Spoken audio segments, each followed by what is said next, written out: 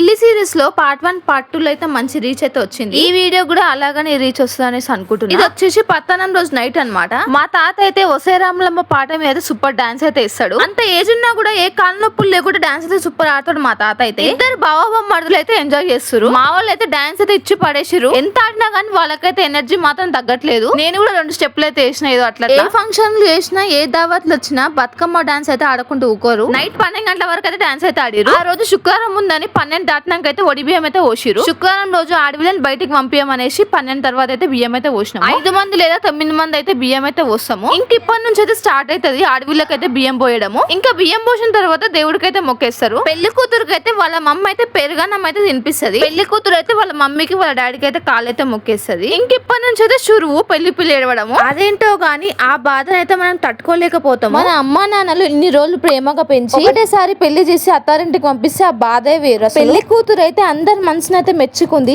ఆమె వెళ్ళేటప్పుడు అయితే అందరు చాలా ఏడ్చారు. మొత్తానికైతే రజనీ పెళ్లి అయితే అయిపోయింది. వాళ్ళు ప్రీ వెడ్డింగ్ వీడియో షూట్ అయితే చేశారు. ఆ వీడియో మాత్రం ఎక్సలెంట్ వచ్చింది. ఇంకా మా ఫ్యామిలీ అందరం ఫోటో దిగేసి లంచ్ కి అయితే వెళ్ళాము. మా ఊర్లో కళ్ళు అయితే ఎక్సలెంట్ ఉంటది. ఇంకా పెళ్లి అయిపోయిన నెక్స్ట్ డే పెళ్లి కొడుకు అయితే అల్గనికే పోతాడు. ఏదో ఒకటి ఒప్పుకున్న తర్వాత పెళ్లి కొడుకునైతే వీళ్ళు ఎత్తుకొని వస్తారు.